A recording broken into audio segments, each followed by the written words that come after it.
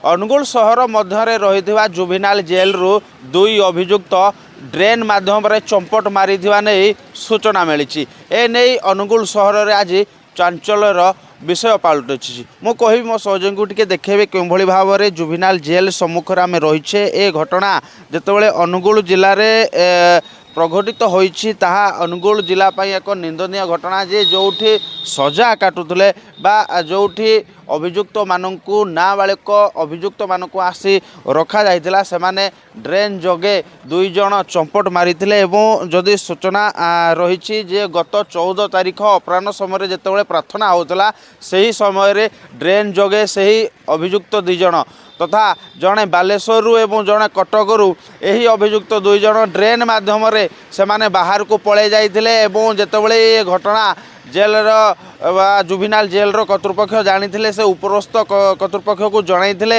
एवं संधान भी जारी रही सूचना मिली। अनुगुल राजेश पात्र रिपोर्ट, MBC TV।